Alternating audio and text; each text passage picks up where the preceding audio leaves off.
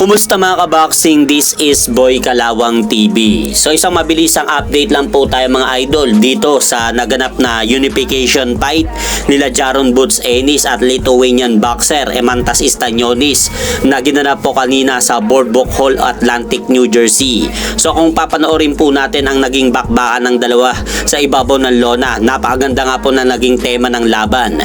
Dahil ito nga pong Lithuanian boxer mga idol na si Eimantas Stanionis ang naging mas agresibo sa laban kumpara kay Jaron Ennis dahil pinipressure nga po nito si Ennis sa laban at kamakailang ulit rin pong tumatama sa pagmumukha ni Jaron Ennis ang mga pinapatamang malalakas na suntok nito sa kanilang laban.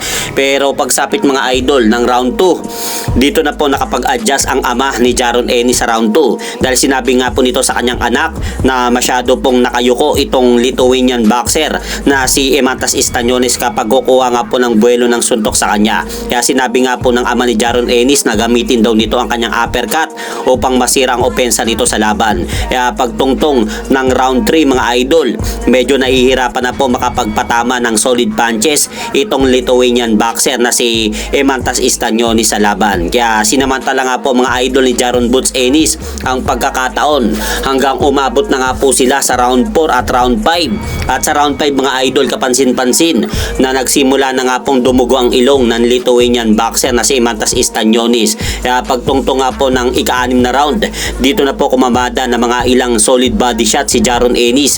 Kaya sa round na ito, tinamaan nga po ng isang pamosong body shot si Eimantas Stanionis para bumagsak ito sa laban. Pero nagawa pa naman po mga idol makatayo pa ni Eimantas Stanionis matapos bumagsak ito sa round 6 at nagawa pa naman ito matapos ang round. At kapansin-pansin sa corner ni Eimantas Stanionis mga idol, kinakausap nga po ito ng kanyang coach na si Marvin Somojo at tinatanong nga po nito na kaya pa bang lumaban ng kanyang alagang boksingero.